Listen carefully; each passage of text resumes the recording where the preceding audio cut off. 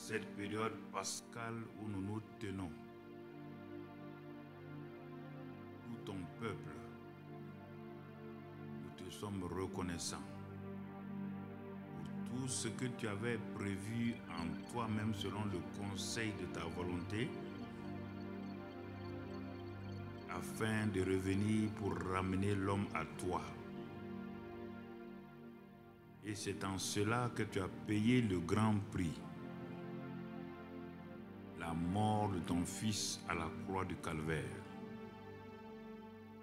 afin que non seulement nous soyons rachetés, que nos péchés soient totalement, entièrement remis. C'est une grâce que tu nous as faite. Et c'est pourquoi dans cette période pascale, nous avons voulu nous arrêter un temps soit peu, pour non seulement te remercier, te bénir, mais surtout aussi nous ressourcer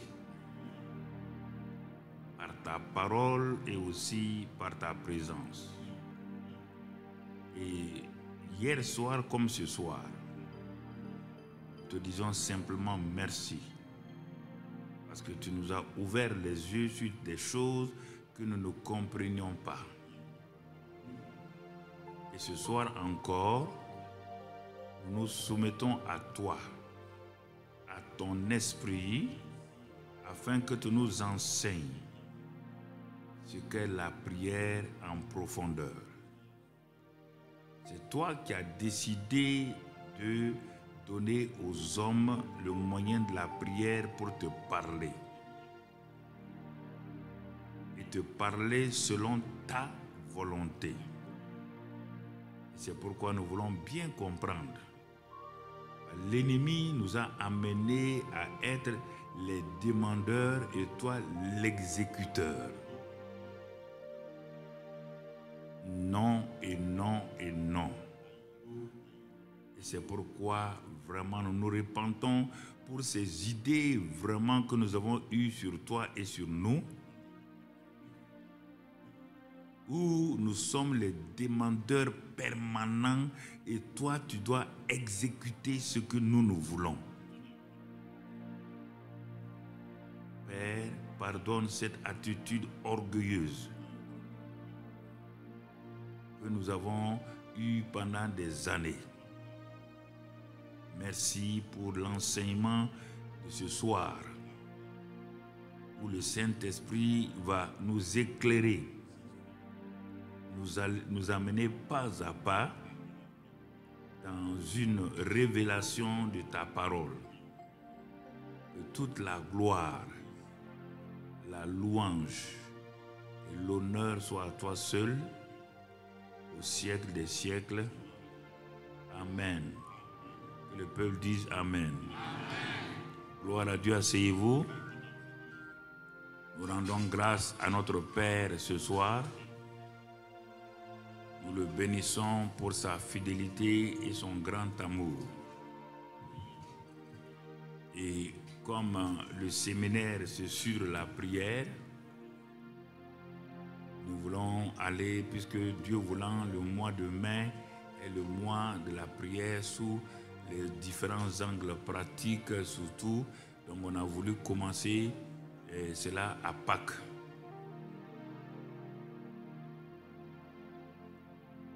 Et c'est pourquoi hier nous avons simplement dit que la prière, c'est celui qui a initié la prière qui donne les conditions de l'exaucement de la prière.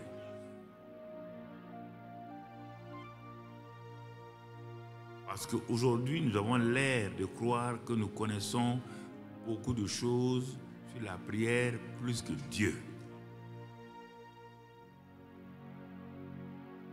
Nous nous sommes établis des experts de la prière.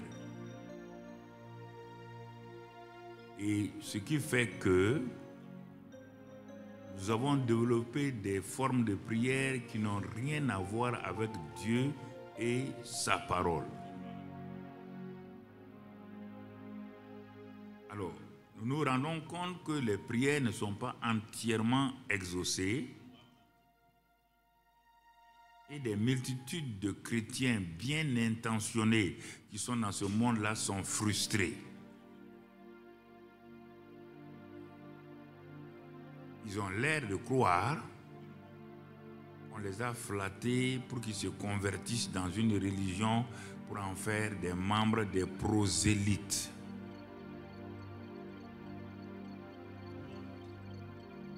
Sinon, votre affaire de prière, là, ça ne marche pas complètement. Dans l'Ancien Testament, il y avait une personne de ce genre qui s'appelait Gédéon.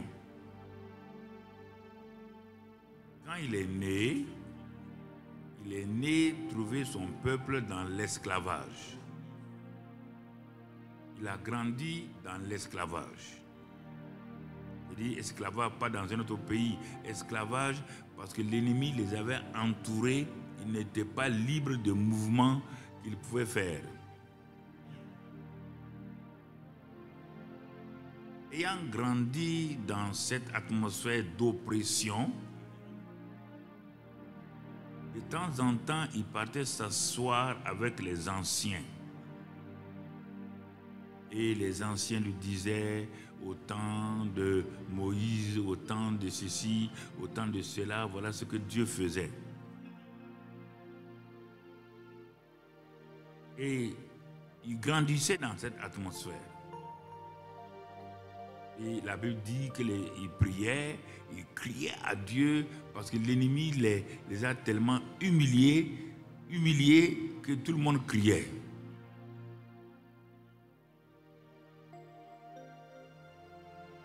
Mais pas de réponse. Un doute a commencé dans ce jeune homme. Parce qu'il ne voyait pas à tel point ce qui l'a beaucoup frappé, que son père, qui est un des responsables donc, de la communauté juive, était allé planter dans sa maison l'autel de Baal.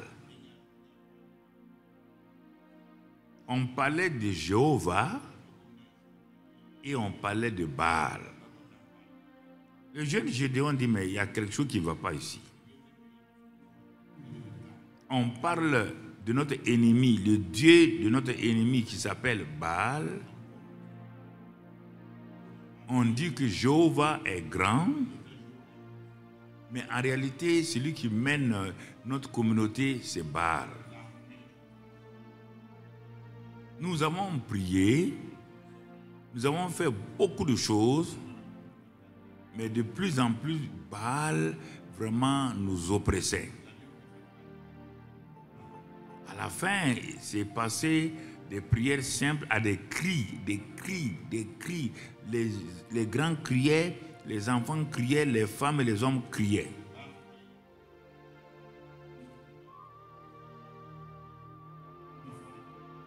Pourtant, ce peuple-là est le peuple de Dieu. C'est pourquoi, en allant doucement, tu vas comprendre plusieurs choses. Dans ces 3 jours-là, tu vas comprendre. C'est le peuple de Dieu.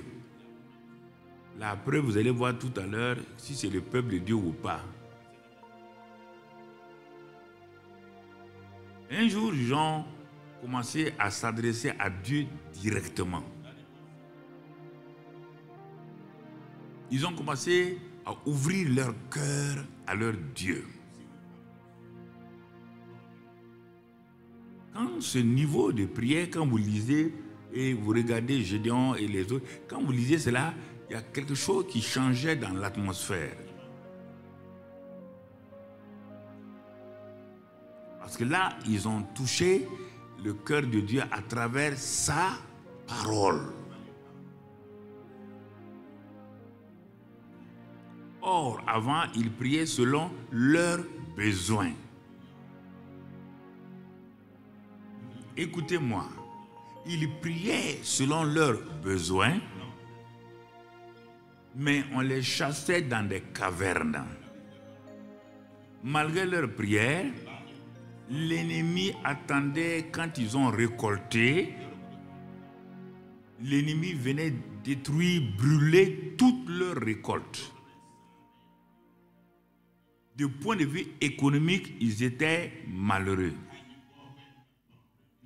Du point de vue liberté, ils étaient malheureux.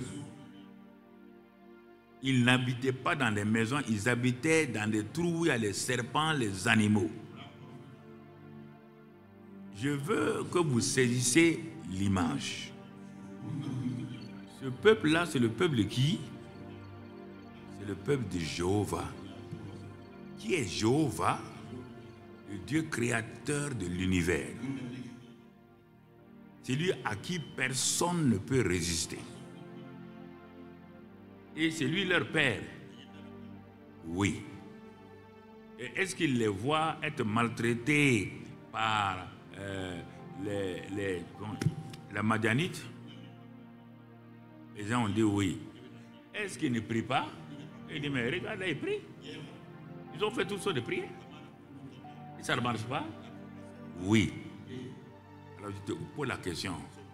Est-ce que tu ressembles à Gédéon?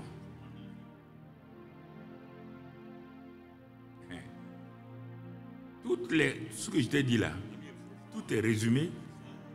Tout est résumé là-dedans. Dieu les aimait. Est-ce que Dieu les haïssait? Hein?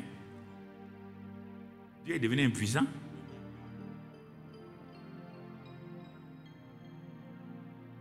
Non, je veux que vous réfléchissez.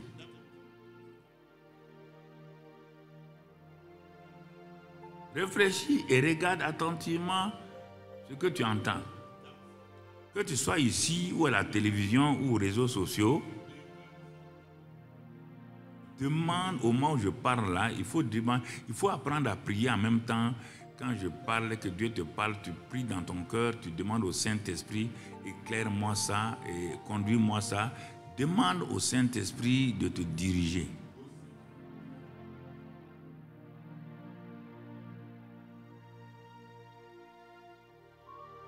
Si tu penses qu'en écrivant, en ouvrant ta Bible, des messages comme ça là, tu peux dire, je vais prendre, quand c'est fini, je vais aller sur YouTube ou bien prendre un audio, une clé, donc pour m'asseoir et écouter.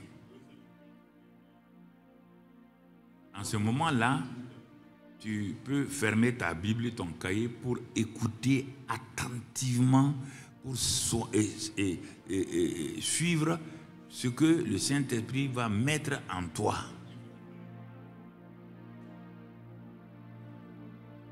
Cette introduction-là, déjà, t'a éclairé sur ta situation. On n'a pas dit que tu ne pries pas. Je ne t'ai pas dit ça. On ne t'a pas dit que Dieu ne t'aime pas. On ne t'a pas dit que les ennemis qui sont là ne sont pas réels. C'est pourquoi quand je commence soit une série ou un thème, il faut que je finisse. Ne me demande pas, ne m'écris pas au moment où j'ai introduit un thème, ne m'écris pas pour dire papa, j'ai des questions à poser. Tu ne peux pas me poser des questions alors que je n'ai même pas commencé à débroussailler le champ.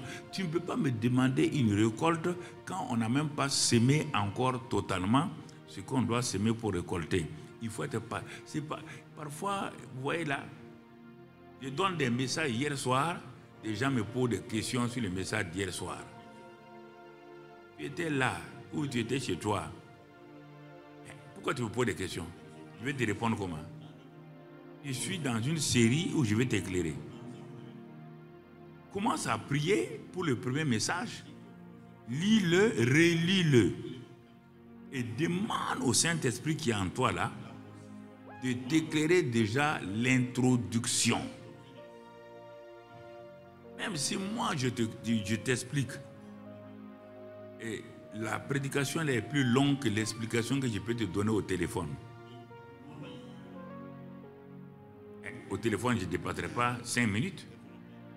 Et tu crois que après avoir fait 2 heures hier, 5 minutes d'explication, tu peux comprendre vraiment le message? Non. Ce n'est pas une affaire, si on fait comme ça, 1 plus 1 égale 2. Non. C'est assez complexe et simple à la fois, à condition que je me soumette au Saint-Esprit et que je vois ce que Dieu dit et que je laisse de côté mes propres pensées. Le processus va commencer à aller de l'avant et je vais commencer à comprendre ce que Dieu veut me dire. Tout ça, c'est pour aider les uns et les autres. Et tu vas voir que tu vas progresser. Alors, comme je l'ai dit hier, la prière est différente de la réunion de prière. La réunion de prière n'est pas la prière. Tu comprends? Dans la réunion de prière, par exemple du mardi, ce n'est pas la prière. Je donne parce que nous on prie mardi et l'église ici prie mardi. Dans la réunion de prière, il y a beaucoup de choses. Il y a les chants, les cantiques de la prière, il y a les paroles, il y a beaucoup de choses qui sont là-dedans. Mais comme la prière, ce qu'on dit la prière là, c'est de dire ce que Dieu t'a révélé, sa volonté. La prière est égale, si on peut contracter, prière veut dire volonté de Dieu. C'est fini. Dire à Dieu ce que tu nous as dit là. Moi, je viens te rencontrer selon ce que tu as dit. Et ce que tu as dit là, c'est ta volonté parfaite. Et tu l'as dit selon le conseil de ta volonté. Alors, je viens ici là pour que le problème que j'ai, je l'ai discerné dans ta parole volonté.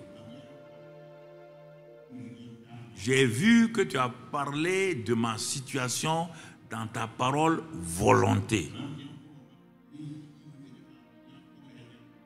Et comme ta parole volonté là correspond à ma situation, je vais prendre ta parole là pour la mettre devant tes yeux afin que tu saches que tu ne mens pas et qu'on peut avoir confiance en toi. C'est pourquoi je vais dire des paroles de la prière. Voilà simplement la prière. Ce ne sont pas les gestes, ce ne sont pas les cris, ce ne sont pas les sauter. Non, non. Ça fait partie de la réunion de prière. Et dans cette réunion de prière, il y a beaucoup de choses. Mais le point central, nous sommes là. Si nous sommes là pour l'église locale qu'on verra plus tard, ceux qui doivent nous conduire ont pris les besoins de l'église locale. Selon les responsables, on leur a dit voici les besoins réels de l'église locale dans tel domaine. Donc, celui qui doit conduire les gens, même si on ne lui a rien dit, il prend les besoins de l'église locale, il va dans la parole, il cherche selon les besoins de l'église locale la volonté précise de Dieu sur chacun de ses problèmes. Quand dans une colonne, il a mis les besoins, les points de prière de l'église locale. Dans son cahier, dans l'autre colonne ou dans son ordinateur, il va mettre les paroles qui correspondent aux besoins. Il est en train de faire quoi? Il est en train de se préparer pour que lui, avec ses besoins, rencontre le Dieu qui a sa volonté, et lui, il va parler à Dieu, puisque Dieu a dit, demande et je te répondrai. Demande selon quoi? On va voir ce qu'il a dit de demander. Il n'a pas dit de demander parce que j'ai un besoin. Non, Dieu ne t'a jamais dit ça. C'est plus tard qu'il va dire, bon, si vous avez faim, demandez ça. Mais c'est qu'il a déjà dit que lui, il pourvoit à la nourriture des gens.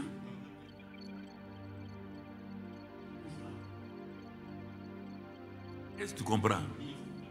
Mais toi, tu viens, tu as des besoins. Dieu n'a rien précisé. Et tu veux dire à Dieu, il y a ça, ça, ça, ça, ça. Pour le travail, il n'y a pas un point précis, on te dit, si tu demandes tel travail, tu vas avoir. J'écoutais un homme de Dieu ce midi à Impact TV. Et il n'est pas écrit que Dieu m'a dit de demander pour être ingénieur, Dieu va me faire ingénieur. Tu es devenu ingénieur, tu as prié parce que Dieu pourvoit aux besoins pour que tu manges. C'est à ça qu'il a répondu. Il n'a pas répondu à ingénieur parce que Dieu n'a pas prévu de nommer des gens ingénieurs. Et tu prends ça chaque fois, tu fais une faute maintenant. Tu crois, il suffit que toi tu dises quelque chose, Dieu doit faire. Et quand Dieu ne fait pas, tu es fâché.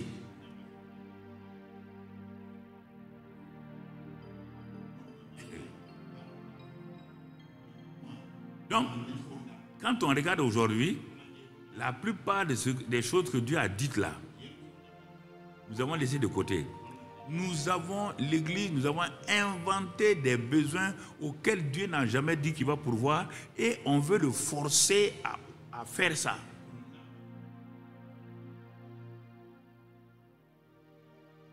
C'est pourquoi nous prions, nous prions, nous prions, nous prions. Ça ne marche pas. Je veux qu'on aille doucement. Ça va faciliter le temps que tu as perdu il y a 3 ans, 4 ans, 5 ans à prier. Là, tu vas rattraper vite. Ah mais oui. Mais oui. Les gens ont eu des problèmes plus difficiles que nous. Mais il avait déjà dit que quand tu seras dans le feu, lui sera là-bas. Quand les amis des derniers sont dans le feu, il n'y a pas un 4e homme qui est venu? Hein? Est-ce que c'est à cause de la chaleur? Il avait dit, même dans le feu, il sera avec toi. Il t'a dit que les eaux ne vont pas te submerger. Et quand les épreuves là, chaque fois qu'ils ont eu des problèmes, il leur a dit qu'il est avec eux. Il ne les abandonnera pas. Mais il n'a pas fait ça. Mais parce qu'il a fait ça que je vais lui demander n'importe quoi qui n'a rien à voir avec sa volonté. Bon, le problème, c'est que tu n'as pas envie de lire la Bible. Vraiment, c'est ton vrai problème. Tu n'as pas envie de lire la Bible. Et tu ne la lis pas. Tu la lis de temps en temps quand tu as un problème.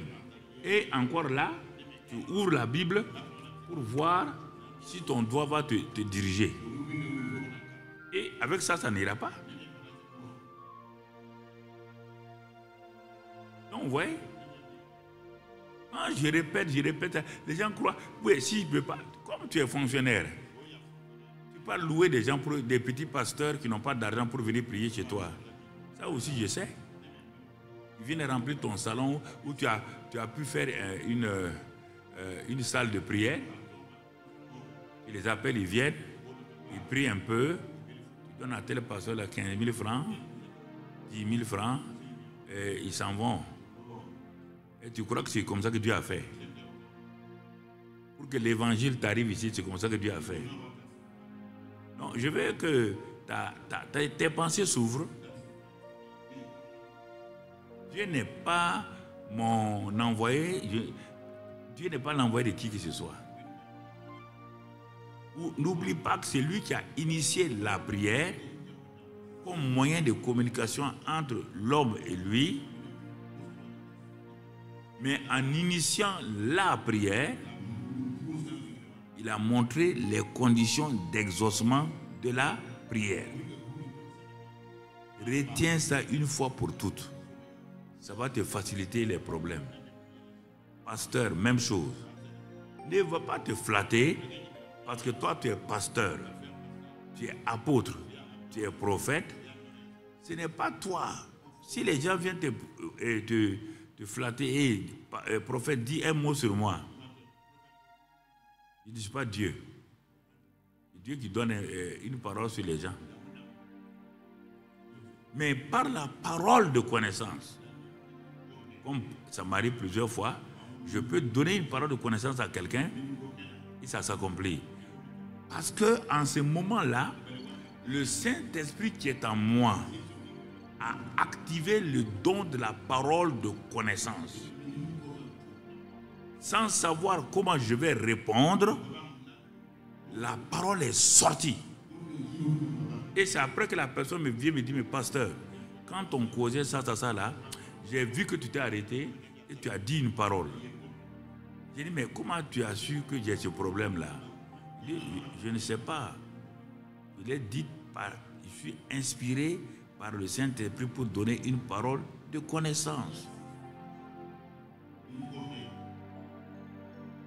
Donc vous voyez, ne croyez pas qu'il suffit, tu as lu, comme on a vu hier, que Jésus priait sur les montagnes, tu vas les prier sur... La montagne ne te donnera rien. Et c'est pourquoi les gens ont inventé des enfants de montagne, des enfants de rivière. La rivière ne donne aucun enfant. La montagne ne donnait pas un enfant. Si la montagne là, qui est là-bas de l'autre côté du pays là, donnait des enfants, tu n'aurais même pas le temps de t'approcher à 5 km. Les gens auraient déjà acheté ça, ils auraient fait des murs et des barbelés, tu ne peux même pas aller là-bas. Si la rivière là pouvait donner un enfant, les gens ne réfléchissent pas. Si la rivière là donnait des enfants, la rivière là ne serait pas gratuitement accessible.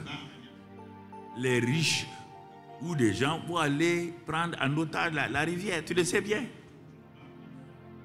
Ce sont des mensonges. Tout ce qu'on te dit là, tu es de ton village là, si ça pouvait ça là, tu serais né trouvé que c'est la maison de quelqu'un. Bon, les gens ne veulent pas. Ils ne veulent pas qu'on parle de ces choses. Voici le vrai problème que les chrétiens ont. Que depuis, disons, 2 ans, 3 ans, je vais leur parler. Mais quand ils parlent, papa ne veut pas qu'on prie. Moi, je te dis, toi, tu es venu me trouver là. C'est ma prière qui a fait que toi, tu es devenu chrétien. Ou bien, tu crois que c'est toi, tu es devenu chrétien comme ça? Quand moi, je crie à Dieu, envoie-moi des gens, donne la chose là. Dieu a suscité quelqu'un qui était avec moi. Il est parti parler de Jésus. Tu es devenu chrétien. Si ce n'est pas à travers la prière, ça ne peut pas se passer. Mais je te dis que tu es fatigué. Tu as prié. Tu as vu tous les prophètes. Tu as vu les pasteurs. Ça ne marche pas.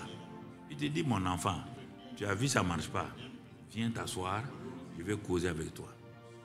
Ça aussi, c'est problème. C'est bagarre. Hein? Mais si tu veux venir chez moi, avec l'esprit de magicien, regarde que cet homme-là, il y a plein de gens qui me téléphonent comme ça. On a arrêté un enfant, mettre en prison. La maman l'a dit à ma fille, qui est de l'autre côté, au Texas, là. Dis à ton papa seulement, l'enfant, là, on l'a mis en prison 4 fois. L'enfant l'a fait, elle vole à l'école. Une fille, on l'attrape. Et ils s'en vont demander pardon. La police la libère. 4e fois maintenant, il n'y a pas une semaine, ils l'ont arrêté. Parce qu'elle a posé un acte encore chaud. Ah, là, la police dit maintenant non, non. Et sa maman, elle vient dire à ma fille là, si ton papa l'a pris seulement, ma fille va sortir. Ma fille lui a dit, mon papa ne prie pas comme ça. Et moi-même, s'il m'avait dit, je ne vais pas prier, pourquoi je vais prier? Il est mal ton enfant. Tu dis non, quand l'enfant l'a fait des choses, baby,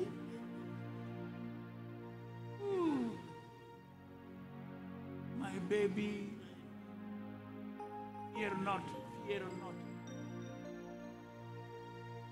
Donc toi, tu caresses ton enfant, c'est moi qui vais prier que ton enfant sorte de prison. Non, mais si on vient dire aux jeunes pasteurs, ils vont faire, hein. Quand ils vont finir, ils vont dire bon, 50 000. Oh, il ne faut pas dire ça.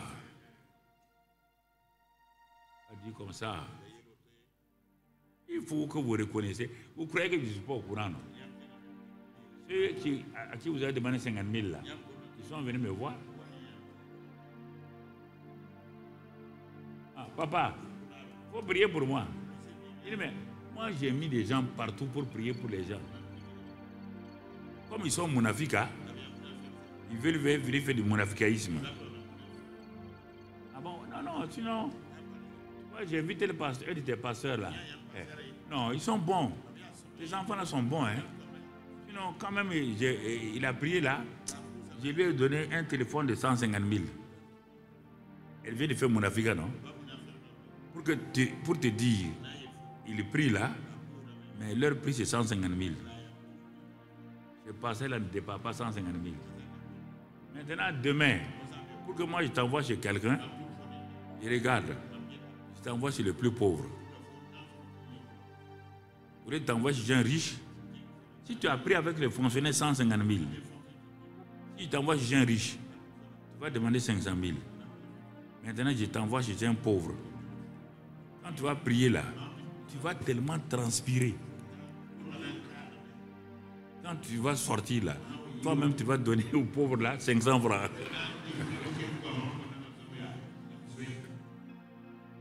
Petit, papa connaît tout. Il est au courant. Donc il faut aller doucement. C'est une parenthèse que j'ai fait pour des gens. Vous savez, quand je parle comme ça là, je ne parle pas pour tout le monde. Mais l'occasion c'est de parler comme ça, que ceux qui sont ici, ceux qui sont au dehors l'entendent. C'est ça qui fait que j'ai des problèmes. Quand je dis quelque chose à quelqu'un ici, les TikTokers la prennent et puis ils envoient comme si j'ai parlé à tout le monde. Vous voyez? Il n'y a rien de mauvais, c'est simplement pour avertir les gens. Non, il n'y a rien de mauvais. Donc, ça bloque tes prières, ça bloque ta manière d'avancer, tu ne sais pas quoi faire. Mon frère, ma soeur, c'est important. Donc la prière, comme je l'ai dit, elle fait partie de la réunion de prière. La prière n'est pas la réunion de... Mardi soir, on a réunion de prière de l'église locale. Ne dis pas que tu vas à la prière. Bon, ça c'est le langage que nous avons accepté. Ne dis pas que tu vas à la prière. Je m'en vais à la réunion de prière de l'église locale. À cette réunion de prière-là, il y aura beaucoup de choses. Mais la partie importante, c'est quand on va commencer la prière. Il y a des choses qui préparent la réunion de prière. Donc, en voyant ça déjà, ça va te... Et puis, viens toujours avec prends ton temps à la maison. Si on dit que ce mardi-là, ou tel jour de prière, voilà, ce sera les prières pour les familles. Ne te lève pas venir, on va prier de façon générale pour la famille. C'est sûr et certain que le conducteur ou la conductrice, on va lui donner les grands points de prière. Dans ces grands points de prière, il ne pourra pas parler de ton cas. Mais toi-même, avant de venir à la réunion de prière là, Tu connais ton cas. Quand on dit, par exemple, je ne sais pas moi, ulcère, il y a plusieurs formes d'ulcère. Et quelle forme tu as? Si le conducteur dit maintenant, notre point de prière, c'est tous ceux qui ont des problèmes gastriques, tant. Donc il a dit le gros mot. Il n'a pas cité ton point de prière, ton besoin précis. Mais ça fait partie de la guérison, de la maladie, des infirmités. Donc tu es à 100% dans la volonté de Dieu. Au moment où il a annoncé ça, et il dit soit, bon, je sais pas, il dit aux évangélistes de descendre, de te oindre d'huile, ou bien à toi-même de mettre tes mains sur ton ventre. Tu crois ça, et tu dis, comme il a dit, c'est des problèmes gastriques, et tant, et moi j'ai un problème de, comment je viens de dire là, il sait, bon, acidité et tout ça là, donc je mets mes mains, je suis dans la volonté de Dieu à 100%.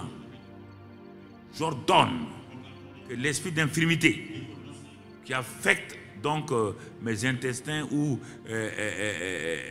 l'estomac ou n'importe quoi, le côlon ou autre chose là,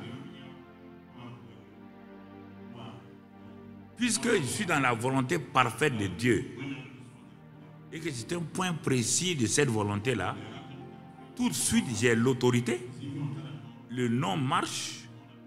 Ce que Dieu a fait à la croix marche. C'est sur ça que je m'appuie. Je mets mes deux mains sur mon ventre.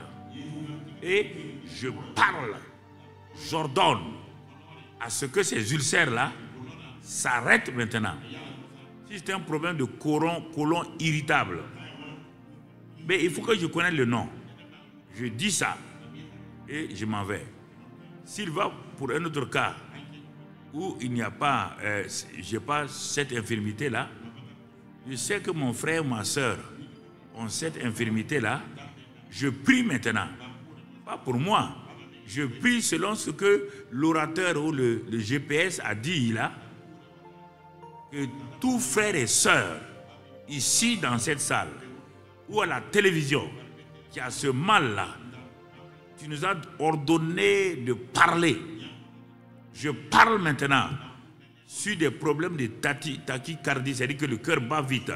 Je mets ma main sur mon cœur et j'ordonne que les frères et sœurs qui sont ici, qui sont à la télévision, qui sont sur les réseaux sociaux, qui ont un problème de tachycardie, maintenant j'ordonne avec l'autorité que j'ai au nom de Jésus que ce cœur-là, le battement rapide s'arrête et que la cause maintenant prenne fin par l'esprit de vie, etc., etc. Il y a des moments où tu pries pour toi, il y a des moments où tu pries pour ceux qui sont là dans la salle. Alors, c'est en ce moment-là que tu es d'accord avec les autres. Parce que si toi tu penses que toute maladie que tu n'as pas, tu ne pries pas, Dieu n'est pas d'accord. Il faut prier pour toi. Quand on dit un cas, tu ne sais pas, il y en a toujours un cas quelque part. Tu prends autorité. Si c'est un parent, il est au village, tu prends autorité. Tu comprends? Une fois on était à Bobo, où je fais les croisades au stade La Chaude. Donc, j'ai dit, c'était la première soirée ou la deuxième soirée, je ne me rappelle plus très bien. J'ai dit, levez-vous. Tous ceux qui sont venus ici et qui ont laissé un parent malade avant de venir et ça ne va pas. Mettez vos mains là où vous êtes. Mettez vos mains là où vous êtes. Et je vais prier. Et vous allez partir trouver la personne là restaurée. Il y a un enfant qui était là. S'est levé, il a mis la main sur son ventre. Quand la réunion est finie, puisque le lendemain, j'ai fait faire des témoignages. Le lendemain, qu'est-ce qui s'est passé? L'enfant est venu témoigner et avec sa mère là. La maman a dit, à une certaine heure là, j'ai senti comme il y a un feu qui venait sur moi. Je ne comprenais pas. Or, c'est en ce moment-là que quand moi je priais, l'enfant là a fait ce que j'ai dit. Avec sa foi d'enfant, la puissance du Saint-Esprit est passée. Elle a trouvé sa mère. Elle a été complètement guérie. Il y a une autre là, c'était la maman là ne voyait pas bien. Ça s'est passé comme ça. J'ai vu plusieurs cas comme ça où parce qu'en esprit, il n'y a pas de distance. Il n'y a pas de distance. Non. C'est en géographie, en physique là, mais en esprit, il n'y a pas de distance. Puisque Dieu est là. Dieu est avec toi. Il est là. Il est aux États-Unis. Il est partout. Quand tu parles ici, la parole part. C'est pourquoi les hommes ont vu ça. Ils ont inventé les radios. Ils parlent à Ouagadougou. Celui qui est aux États-Unis entend la radio. Qu'est-ce que tu as fait à Ouagadougou? Tu n'as fait que parler. Tu as fait autre chose? Hein? Toi, tu as fait quoi? Tu as parlé, non? Il y a des choses qui sont là qui vont prendre ça, amener jusqu'aux États-Unis. C'est la même chose avec même les journalistes ont plus de foi que toi. Ils savent ce qu'ils disent dans les studios de Radio Nationale, RTB là. Ils savent que celui qui est assis au pôle Nord est en train de les suivre. Et toi, on te dit, en esprit, il n'y a pas de distance. Ça veut dire que si tu te mets ici, et le signal de Dieu est là, par le Saint-Esprit, quand tu parles ici là, mais on dit que la parole là court plus vite, très vite. La parole de Dieu est plus rapide que le son de la télévision ou le signal de la radio. C'est pourquoi on ose prier. Si ce n'était pas vrai, on va perdre du temps pour prier. Pourquoi? Si mes paroles s'arrêtaient à 1 mètre de ce que je dis, je n'ai pas besoin. On va voir tout ça durant le mois de mai. Mais aujourd'hui, nous sommes sur la prière personnelle, individuelle. Tout ce que j'ai dit hier et aujourd'hui là, c'est sur ta vie de prière. Ce n'est pas l'église locale. On verra l'église locale là en mai, Dieu voulant. Alors, maintenant mon frère, et pourquoi notre titre, c'est pourquoi le lieu secret de la prière? Pourquoi Jésus priait déjà? Les disciples priaient déjà. Il n'y a pas un peuple qui prie plus que le peuple juif. Mais pourquoi ils ont dit à Jésus, enseigne-nous à prier comme Jean-Baptiste? Et dans cet enseignement-là, Jésus, qu'est-ce qu'il dit? Voici comment vous devez prier. Si Jésus dit voici comment vous devez prier, et il adresse la prière. Lisons Luc 11, 1, pas Luc 11, Matthieu 6, 9, rapidement, envoie-moi ça. Bon, j'ai dit que comme vous pouvez prendre le truc après, Matthieu 6, 9. Voici donc comment vous devez prier. Notre Père qui est aux cieux, que ton nom soit sanctifié, que ton règne vienne, que ta volonté soit faite sur la terre comme au ciel. On s'arrête là. C'est le chapeau de toute prière. Bon, je ne sais pas ce que je vais vous dire. Les 12 disciples, ils ont vu, comme je vous ai dit hier, ils ont vu la vie de prière de Jésus dans ces lieux secrets.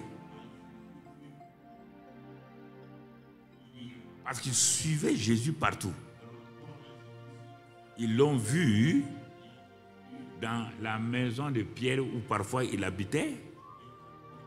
Ils l'ont vu prier le matin comme la nuit. Ils l'ont vu prier sur les montagnes. Chaque fois que Jésus priait dans ce lieu secret, il ne priait pas en douce, il priait, ils entendaient. Ils ont entendu Jésus plusieurs fois prié. Quand ils l'ont suivi au dehors, il part trouver que ce qu'il a dit au Père là, quand il sort, c'est ça qui se produit. Ce n'est pas une fois, ce n'est pas 10 fois, c'est des centaines de fois. Ils se sont assis, ils disent, hey, il faut qu'on soit sérieux. Le monsieur là, on dit que c'est un charpentier. Bon, il a arrêté ça. Mais le constat que nous avons fait, dans notre pays, il y a le plus grand des prophètes. Il s'appelle Jean-Baptiste. Nous tous, on le suivait. Il a bouleversé le pays par sa prédication, par sa prière. Mais, ayant comparé Jean-Baptiste à Jésus, nous voyons que ce n'est pas pareil. Nous avons suivi Jésus dans le privé et nous le voyons dans le public. Il y a un secret. Il faut que nous connaissions ce secret-là. Et c'est pourquoi Jésus a fini de prier. Ils se sont avancés, ils ont dit, Seigneur, enseigne-nous à prier comme Jean-Baptiste l'a enseigné à ses disciples. Il demande à quelqu'un, enseigne-moi à prier. Comme il n'a pas dit enseigne-nous à prier ce que Jean-Baptiste a prié. Non. Comme Jean-Baptiste a enseigné. Jésus dit, vous êtes prêts? Ils ont dit oui. Et il leur dit maintenant, voici. Enseigne-nous à prier. Voici, si tu peux nous donner le verset toujours, quand il y a ça, tu n'as pas besoin que je te demande, tu peux, mais voilà. Voici donc. Voici donc. Et comment? Tellement c'est important qu'il a utilisé 3 mots, on n'a pas le temps de définir ça. Le voici, le donc et le comment. Vous devez prier. Notre Père qui est aux cieux. Écoutez, le diable est vraiment rusé. Vous me dites, enseigne-moi à réussir. Je te donne la formule du succès. Enseigne-moi à conduire. Enseigne-moi à faire ça. Je prends mon temps, je t'enseigne ça. Voici, désormais quand tu vas prier, voici les composantes, pas les mots à réciter, les composantes de la prière que vous m'avez vu faire régulièrement. C'est ça qui est là comme résumé.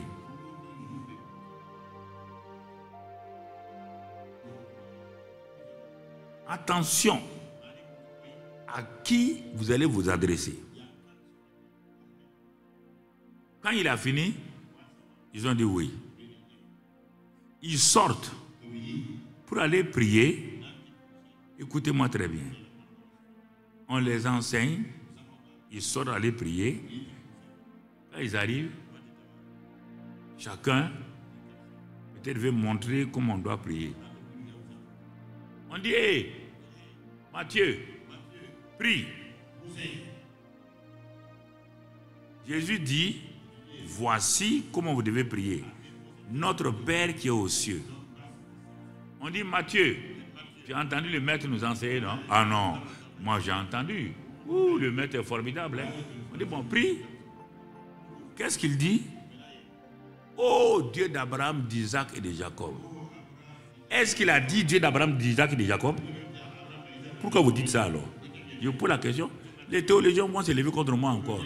Tu demandes à celui qui connaît la prière des prières, celui qui ne se trompe jamais dans la prière, celui qui sait quelle est la meilleure formule de la prière, celui qui est exaucé par le Père. Tu lui dis, enseigne-moi. Il te donne la chose. Tu pas dit le contraire. Et tu l'obliges à te répondre. Hey. Vous n'allez pas vous arrêter? Où est-ce qu'il a dit? Tu as déjà vu Jésus dit Dieu d'Abraham, d'Isaac et de Jacob dans les prières? Pourquoi la question? Vous l'avez entendu dire? Si vous l'avez entendu dire, dites-moi.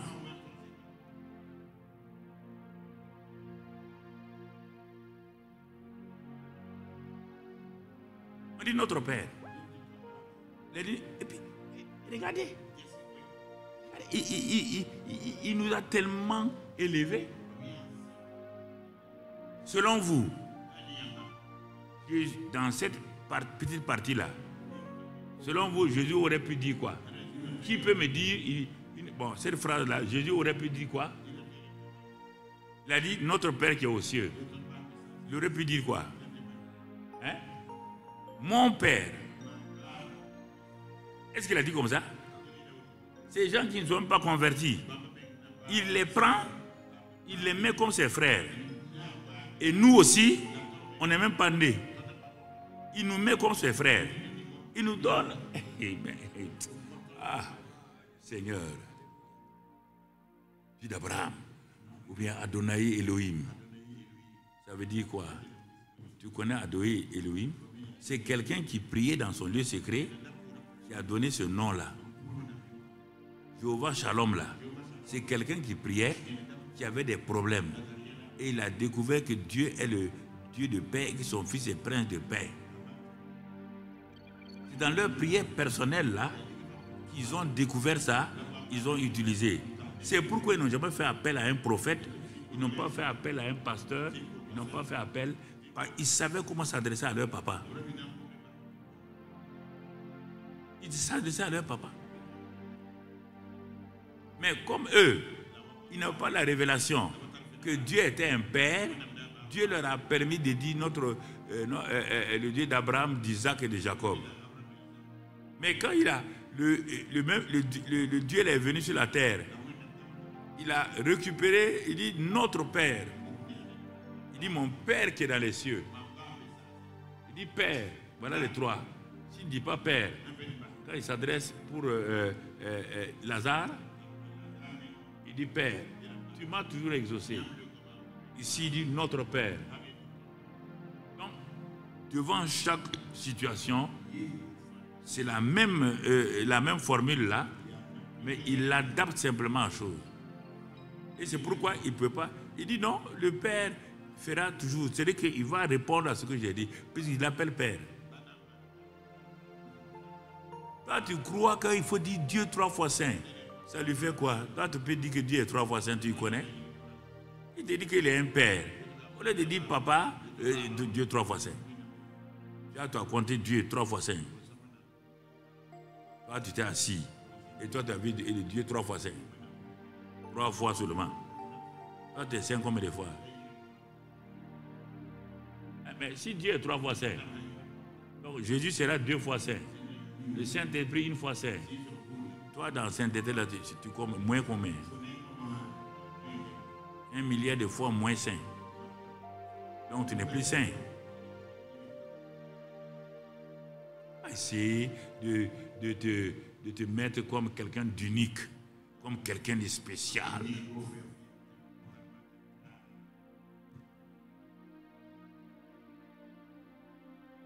Partout où je vais, la première fois que les gens n'ont pas entendu ma prière, quand il dit excellent Père de grâce, les pasteurs et tout, quand ils ont fini, ils disent mais quand tu as dit ça là, la salle était il dit mais c'est normal, moi c'est mon mot. Il est excellent Père de grâce. Tu veux qu'ils ne soient pas contents? Tu n'as pas vu le griot? Un griot qui a tapé un tam-tam au Mali là. Quand ils ont tapé, la femme là a chanté. À ce temps-là, c'était un des grands riches du Mali. Il s'est levé, il a appelé, il a dit à quelqu'un de venir. Le type est venu, il lui a parlé à l'oreille. Dans quelques minutes, le riche là s'est levé. Il a appelé la chanteuse là. On lui a donné une villa en direct. Mais oui. Parce que le griot a tapé. La femme a parlé. Que depuis que son père est père, il n'a jamais été terrassé. Et puis, lui-même il est comme ça. Lui-même il est comme ça. Il a fait brum brum. Le type était tellement content, il lui a donné villa. Si tu es content, il va te donner plus que villa. Rends-le content simplement. Oh. Parle-lui bien. Même tu veux dire non. Tes enfants te donnent des choses chaque fois, des leçons. Les enfants de 1 an et demi, 2 ou 3 ans là, quand ils commencent à parler là, quand ils veulent le bonbon avec toi, ils viennent faire quoi? Ils sautent tous ses jambes, ils t'attrapent au cou. Maman, gentil. Tu sais bien que l'enfant devait te rouler. Un petit enfant de 2 ans qui roule sa mère. Tu sais bien, mais tu ne lui donnes pas les bonbons là. Hein? Alors, Dieu n'a pas dit de le vanter. Il a dit de dire ce que tu crois dans ton cœur. Notre Père. Il n'a pas dit notre oncle. Hein?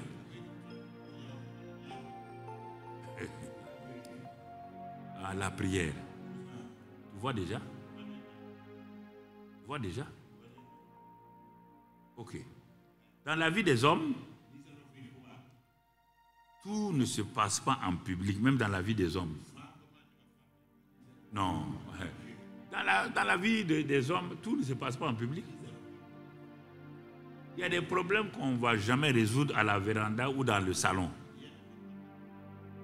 C'est pourquoi on dit salle à manger. On dit toilette. On a donné tout. Et chaque chose se règle dans un lieu précis. C'est pourquoi on a dit apprends-nous à prier. Jésus dit, dans l'exercice de la prière là, il y a un lieu que tu dois avoir, que j'appelle le lieu secret. Quand tu vas dans ce lieu secret là, je te dis, le Père à qui tu vas t'adresser là, se trouve déjà là. Ce n'est pas toi qui devances Dieu, hein? Non. Celui que tu veux prier là, il est déjà là dans le lieu secret. C'est pourquoi tu ne peux pas rentrer dans le lieu secret comme ça, ou comme tu veux. C'est toi qui as dit, je vais faire de mon grenier aujourd'hui le lieu de prière. Dès le moment où tu as dit que tu veux faire ton grenier le lieu de prière, le lieu là devient le lieu secret. Et tu n'as plus le droit de rentrer comme tu veux. Non. Non. Quand un président rentre dans une maison, tu ne peux pas rentrer. Le protocole et la sécurité ne te permettront pas de rentrer comme ça, aller voir le président. Notre manière de rencontrer Dieu est une des choses qui nous empêche de se manifester. C'est-à-dire que Dieu est trop ordinaire pour nous. Et il est devenu comme quelqu'un même qui n'a pas de valeur, quoi. Quand tu vois les gens saluer un ministre, ils saluent un ministre plus que Dieu. Viens, on va aller prier Dieu. Bah, frère, allons-y. Ils tapent leur truc, ils s'en vont. Ils tapent leur chaise, ils s'en vont, ils s'asseyent. Mais si tu dis, viens, on va aller voir tel ministre, il dit, ah bon, on va voir le ministre. Attends, je vais changer ma chemise. Attends-moi. Non, tu vois, non? Ah bon? On dit, on va voir Dieu. Là, non. Même avec t-shirt là, on va aller voir Dieu. Notre attitude, notre manière de faire. Ok. Est-ce que tu comprends? Il dit qu'il est là. On n'a pas venu sentir la présence de Dieu. Puisqu'il est en toi, quand tu rentres, il t'a déjà devancé puisque Dieu est omniprésent. Sa présence manifeste est en toi. Donc la présence omniprésente de Dieu et la présence manifeste, les deux vont se rencontrer. Quand toi tu vas rentrer dans le lieu secret là, tu amènes la présence manifeste de Dieu. Où il a dit, ce n'est plus toi, c'est moi. Galates 2:20. Donc tu rentres avec la conscience que le Dieu tout suffisant là, qui est ton Père là, toi, c'est lui que tu vas rencontrer. Et que c'est toi qui amènes sa présence manifeste. Mais si toi tu penses que toi tu vas aller t'asseoir, attendre Dieu, il faut que tu attendes 20 minutes. Non, on te dit qu'il est déjà là. Regarde, quand je te parle de la prière, ce seul verset là te suffit. Le verset 9 là, si tu as compris ça, ça te suffit. Non seulement il est là, on t'ajoute qu'il te voit.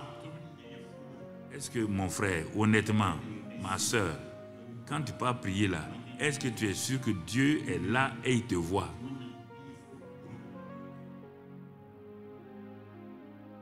Tu es sûr? Tu es déjà conscient de ça? Toi, tu es conscient que Dieu est là dans ton lieu secret là et il te voit. Et tu as une attitude, tu as des pensées bizarres, tu as des pensées impures. Tu sais que Dieu voit, rien ne lui est caché. Et tu rentres là-bas avec des pensées méchantes contre quelqu'un et tout ça. Et tu dis tu viens prier. Et le Dieu qui est là voit tes pensées, voit tout. Rien ne lui est caché. Ah, il faut bien voir, hein. Il faut bien voir. Le problème, c'est qu'il y a des choses que Dieu exauce sans que tu n'aies rempli des conditions. C'est ça qui fait que tu crois que Dieu t'exauce. Il y a des choses générales. On va voir ça aussi dans le mois là. Il y a des choses, on n'a même pas besoin de prier. C'est pourquoi les païens sont plus riches que les chrétiens.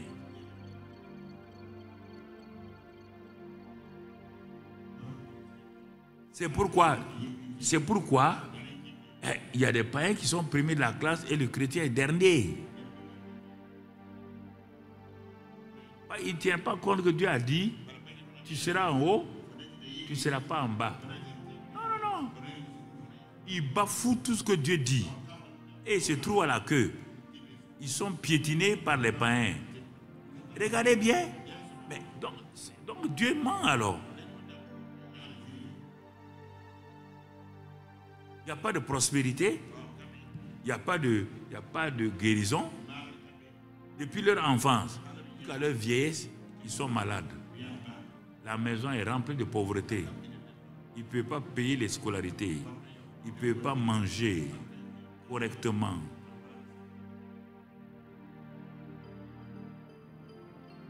Ils ne savent pas s'adresser à Dieu. Ils ne savent pas que c'est lui qui est là, il a tout amené. Moi, là où je suis là maintenant, regarde, il y a des exemples terre à terre que je vais te donner. Je suis venu ici là. Est-ce que j'ai laissé une partie de Mamadou Karambili à la maison? Dis-moi quelle partie j'ai laissé à la maison. Dis-moi quelle partie de mon corps là j'ai laissé à la maison. J'ai laissé mon caractère à la maison. Hein? Ah bon, quand Dieu vient chez toi, il a dû enlever des choses posées. Et puis quand il va revenir maintenant, il va prendre sa maître. Toi, tu rencontres toujours un Dieu incomplet. Un Dieu imparfait. C'est ça. Dites-moi un peu. C'est pourquoi tu appelles des gens chez toi. Tu m'as vu, j'ai fait une petite maison, j'appelle des pasteurs, donc on venir prier parce qu'on veut me changer de poste.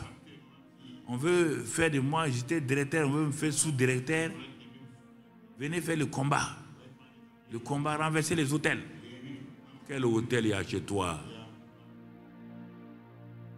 Quel hôtel il y a chez toi? Ils n'ont qu'à renverser quel hôtel? Être directeur aussi, c'est un hôtel. Tu vois, mauvaise compréhension de la prière.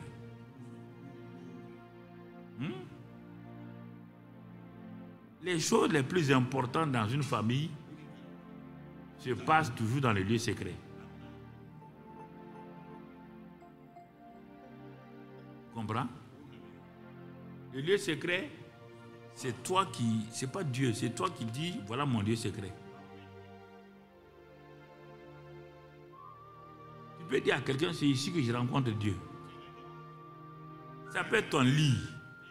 Le lieu secret, ce n'est pas un endroit où quand tu viens seulement, tu entends des cloches ici, tu entends des anges gémir, et dans la maison là, il y a des lumières là-bas. Non, c'est un lieu normal, un lieu simple.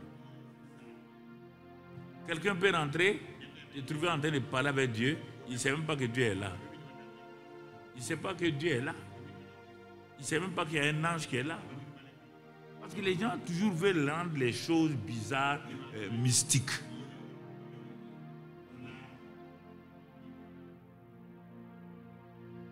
Quand tu es en train de parler avec Dieu, il y a un besoin qui est urgent humainement. Dieu n'arrête pas sa présence. Il est toujours là. Mais la personne qui est là ne sait pas que Dieu est là. Tu peux parler avec la personne 5 minutes, il est là, il attend. Quand c'est fini, vous reconnectez. C'est cette partie que les chrétiens ne connaissent pas. Quand tu veux dire ça, ils vont dire sorcellerie. Ils vont dire ceci ou cela. C'est ça le problème. C'est ça la prière. Si Dieu est absent, il n'y a pas de prière. Tu parles à qui? Dieu est absent. Tu parles à qui? Et quand on prie, c'est toujours Dieu et quelqu'un. Si toi tu n'es pas là, Dieu ne prie pas. Dieu ne prie pas. Il faut les deux. Si toi tu es là et tu n'es pas conscient, non pas que Dieu n'est pas là, Dieu est toujours là, mais tu n'es pas conscient qu'il est là, tu n'es pas en train de prier. Médite. Médite la parole. C'est fini. Jusqu'à ce que tu sois conscient que Dieu est là. On te dit, quand tu es dans le lieu secret là, Dieu est là, dans le secret. On te dit, Dieu est là. Que tu sois content ou pas, Dieu est là. Si tu refuses maintenant, ça te regarde. Ah, moi j'ai péché, mon ami. Si Dieu devait regarder tes péchés, à longtemps tu es mort. Dès le matin, quand tu te lèves, tu perds déjà la pensée. Et tu dors avec une pensée de péché la nuit. Tu commences la journée avec péché. Tu termines la journée avec péché.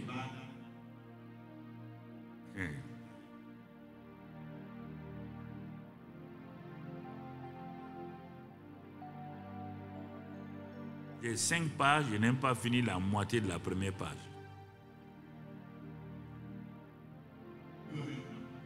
Non, viens trouver.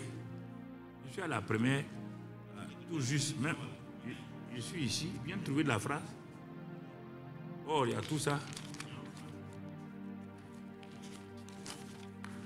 Non, il ne faut pas applaudir. Si je ne te donne pas ça, toi, tu applaudis pourquoi, mon ami?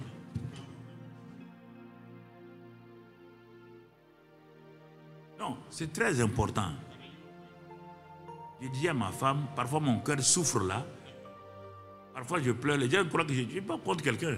C'est-à-dire je souffre de ne pas que les gens comprennent quel est le chemin qu'ils doivent prendre. Je vois, mais eux ils ne voient pas. J'essaie d'expliquer. Ils ne comprennent pas. Quand tu es impuissant comme ça, tu pleures. Je ne pleure pas parce que je suis contre quelqu'un. Non. Non. Je sais que la personne la souffre. On a prié, mais il ne comprend pas ce qu'on dit. Il va me quitter, il va aller se faire rouler par un petit pasteur ou une prophétesse quelque part. On lui a dit ça. Mais la prophétesse a déjà étudié ta vie. Quand tu viens chez elle, elle connaît tous les petits problèmes de ton mari et toi.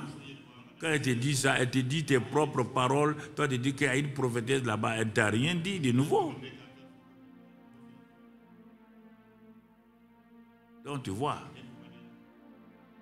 mon frère, vous êtes trop pressé. Le lieu secret de la prière, c'est un lieu que moi j'ai choisi.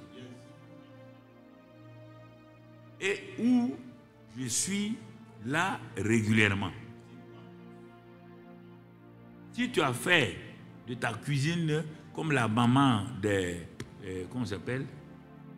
Le pasteur anglais là. John Wesley. Elle avait 17 enfants. Tu as 17 enfants? Hé, levez la tête là. Tu as 17 enfants? Mais chaque jour, quand elle a fini de donner la nourriture à ses enfants, elle dit à tous les 17 enfants, les plus petits comme les grands, maman prie. Tous les enfants disparaissent dans la cuisine.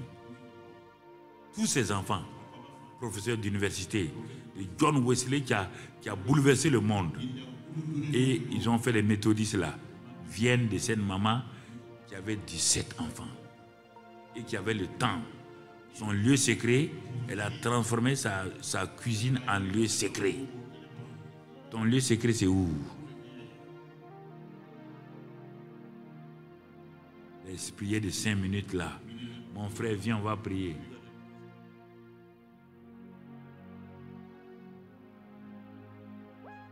Vois? Donc, je vais sauter. Comme on va revenir en main sur certaines parties, je vais sauter. Bon. Et regardons, mon frère, quelques témoignages bibliques dans la vie de certains hommes de Dieu de l'Ancien Testament et pour que tu saches que le lieu secret n'est pas une expression du Nouveau Testament seulement. Quelques témoignages bibliques pour que tu comprennes. Moïse, prenons Moïse. Où est-ce qu'il a commencé? Surtout son enfance, allons là où il est arrivé à 40 ans. Moïse ne connaissait pas la prière, c'est-à-dire qu'il avait une vie de prière comme ça, parce qu'il vivait chez Pharaon. Sa mère, la fille de Pharaon l'a adopté, donc il ne connaissait pas la vie de Dieu.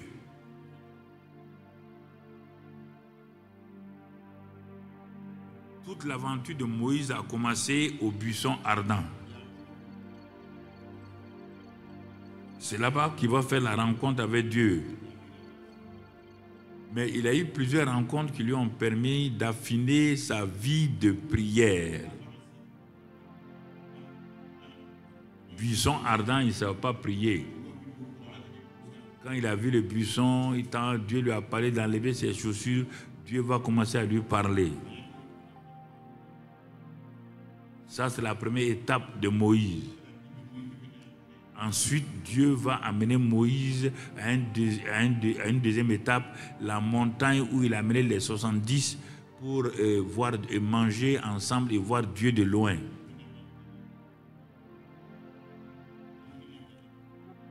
Ça, tu trouves dans Exode 24, mais tu dois connaître ça parce que j'ai tellement prêché sur ça.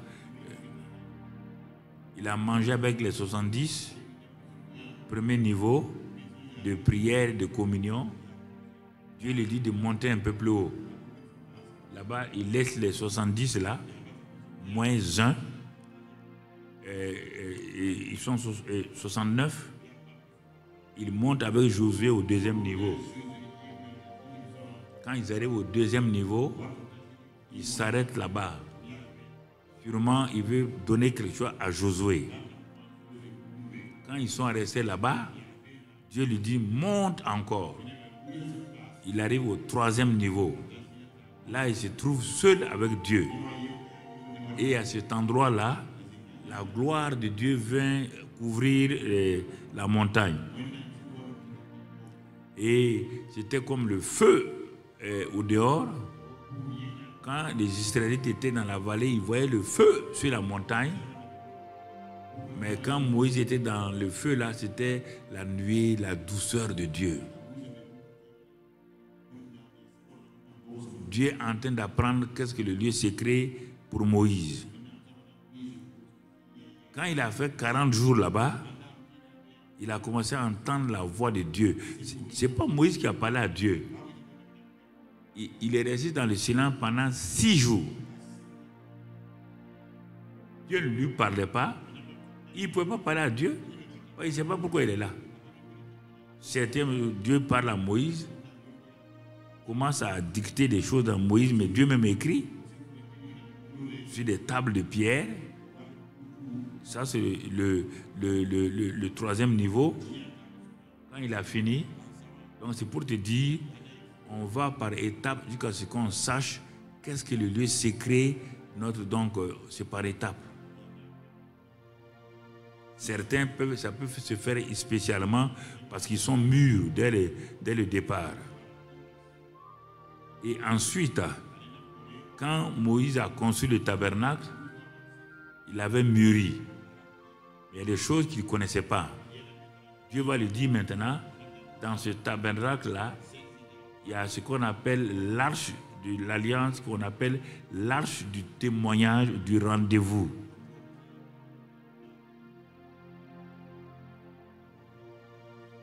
Parce que l'arche était divisée en 4 parties. La partie extérieure, l'autel d'airain, où on sacrifiait donc les animaux là-bas. Ensuite, le lieu secret où tous les sacrificateurs pouvaient rentrer dans ce lieu secret où il y a le pain de proposition. La nourriture, on pouvait manger, se fortifier. Mais après ça, il y a un rideau qui sépare le lieu secret avec le lieu très secret. Derrière ce lieu très secret-là, il y avait une table spéciale, la table des parfums, l'adoration et tout. L'autre côté, il n'y avait pas Dieu. À l'autel d'airain, c'est le sang. Dans le lieu secret, il n'y a pas Dieu. C'est pourquoi les sacrificateurs pouvaient rentrer matin, midi, soir sans problème. La présence de Dieu n'était pas là-bas. Maintenant, il y a un rideau. Quand tu traverses le rideau là, pour passer le rideau là, il te faut avoir une qualité spéciale. Donc c'était Moïse et Aaron, son frère. Parce que Aaron est devenu souverain sacrificateur. Moïse était le prophète de Dieu, celui qui connaissait certains secrets de Dieu. Donc c'est eux qui rentraient de l'autre côté. Et le lieu très secret, il y avait Dieu là-bas. Et il faut faire attention. Il est dit qu'à un moment dans l'histoire, on attachait des cordes aux pieds de ceux qui devaient rentrer dans le lieu très secret. Alors, si on n'attache pas une corde, si la personne fait une faute, elle meurt. Personne ne peut rentrer. Donc si la personne meurt, c'est avec la corde qu'on tirait son corps. Parce que Dieu est là-bas. Donc quand Moïse partait rencontrer Dieu, c'était une fois par an. Et Aaron une fois par an. Ils ne sont pas habitués à la notion du lieu secret. Mais quand Moïse a continué à avancer avec Dieu, il va découvrir ce que nous allons voir tout à l'heure là. Il va découvrir Dieu dans ses différentes qualités. Dieu dit à Moïse, bon maintenant, tu vas rentrer dans l'arche, tu vas rentrer et tu vas, l'arche de l'Éternel, là, tu vas mettre à part. Comme David l'a fait plus tard, il a enlevé l'arche là, du tabernacle, il a amené ça à Jérusalem. Alors que l'arche n'était pas à Jérusalem, était à Silo. Pour rencontrer Dieu, l'élément principal, ce n'est pas l'autel d'airain. Ça, c'est pour dire que tu peux aller vers Dieu. Maintenant, alors, quand il a fait ça, dans Exode 33, 32, Dieu a dit à Moïse de descendre parce que le peuple avait fait le veau d'or. Moïse est descendu et Dieu était vraiment en colère. Dieu a dit qu'il va les tuer. Non, Moïse a plaidé. Il dit, si tu les tues, c'est comme si on a échoué. Dieu s'est apaisé. Parfois, quand Dieu, ces pensées-là viennent, tu crois que Dieu va te venger, ne sois pas bête. Hein? Dieu ne tue personne. Dieu ne tue pas ton adversaire. Tu n'as pas dit que tu n'es pas intelligent. Dieu a tué mon adversaire là. À cause de toi, Dieu va tuer quelqu'un. Alors que tu es pire que la personne. Pas enlever cette ta tête. Hein? Quand Quand vous dites que le feu sur tes ennemis, toi aussi tu es ennemi de quelqu'un. Lui, il envoie le feu sur toi. Toi, tu envoies le feu sur lui. Le feu va tomber sur vous deux. Ton cœur méchant là qui demande ça. Pourquoi tu veux qu'il meure? Tu es meilleur par rapport à lui. Tu es meilleur par rapport à lui. Il faut bien réfléchir. Quand Dieu a dit, il va les tuer là. Moïse a dit à Dieu, voilà, tu m'as dit de les conduire. Si tu les tues là, tu dois prendre ta gomme et effacer mon nom de ton livre là. Voilà comment. Mais oui, c'est l'amour qui parle comme ça. Mais dès que toi tu vois ton ennemi malade, tu pars dire partout. Hey, oh. Il n'a pas dit qu'il peut. Oh. Hey, oh. Je vous ai dit, oh. Moi, on ne s'amuse pas avec moi. Hein. Comment? Hey. C'est assez bête pour dire ça. La prochaine victime, c'est toi. Ah, si Dieu a répondu à ta prière, il va répondre à la prière de l'autre. Pourquoi les gens meurent bêtement? Ils meurent bêtement. Toi, tu es qui pour que quelqu'un meure parce qu'il t'a fait du mal? On dit, Dieu te dit que si tu as fait du mal, pardonne.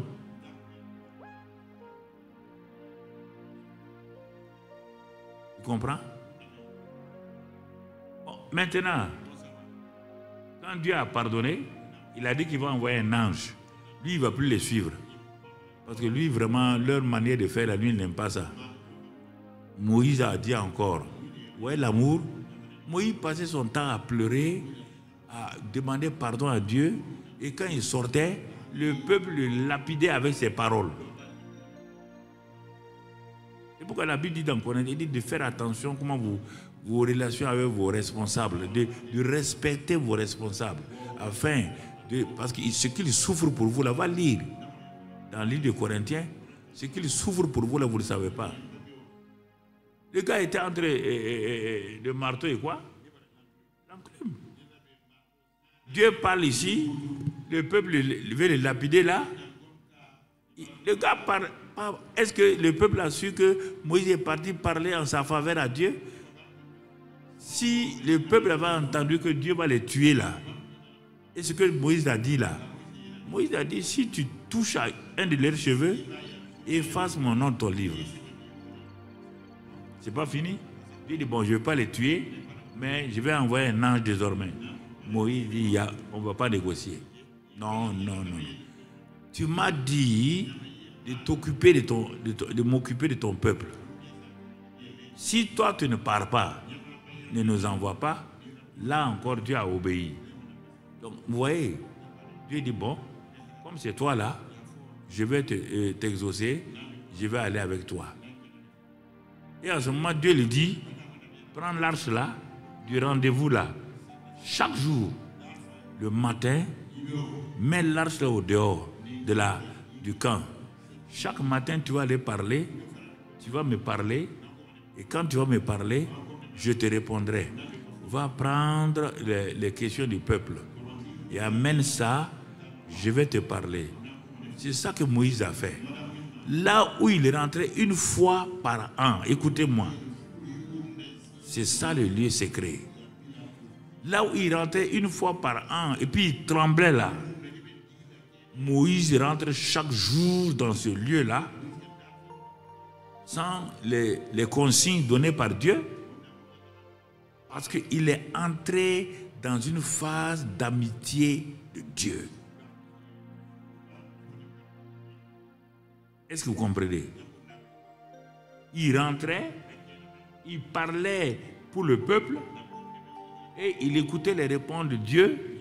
Quand il sortait, il partait dire au peuple ce que Dieu a dit. Mais en ce temps-là, tout le peuple était au dehors. Parce que l'arche là était entourée par la gloire de Dieu. Et les gens savaient que Moïse, Dieu et son ami Moïse étaient en entretien là-bas. Le lieu secret amène la gloire de Dieu là-bas. Le lieu secret est manifesté par la colonne de nuée ou la colonne de feu. Et en ce moment-là, tu apprends beaucoup de choses. Tu apprends beaucoup de choses. Mon frère, ma soeur, tu apprends beaucoup de choses. Une fois, il doit m'écouter, j'étais avec un de mes premiers convertis. Je voulais lui apprendre à prier. Je vous ai raconté, il y a plusieurs fois, cette rencontre de Dieu-là, c'est venu. Même ici, dans cette salle-là. C'est pourquoi j'ai laissé cette salle-là comme la salle principale. Ce milieu-là. Tout a commencé ici. Quand on a commencé les grands bâtiments, c'est là. Un jour, je venais du service. J'ai trouvé encore directeur. Quand on construisait ici, là, tout le monde était parti. J'ai trouvé le gardien. Je suis rentré par derrière. Et quand je suis rentré par derrière, je voulais avancer. Mon ami, la présence de Dieu est venue dans... C'était pas fidèle, il n'était pas arrivé au chaînage. La présence de Dieu est venue de telle manière. Mon frère, mais c'était une des rares fois que j'ai rencontré Dieu comme ça. Je l'avais rencontré dans ma chambre et tout. Et plusieurs fois. Mais j'ai eu tellement peur que je croyais que je mourrais. L'autre fois, j'ai amené cet ami-là. Je faisais mes veillées les vendredis soirs. Je quitte le service. Nous croyons que vous avez été bénis par ce message. Si vous voulez faire la paix avec Dieu et devenir un enfant de Dieu, répétez cette prière après moi. Dites, Éternel Dieu, je reconnais que je suis pécheur et je te prie de me pardonner.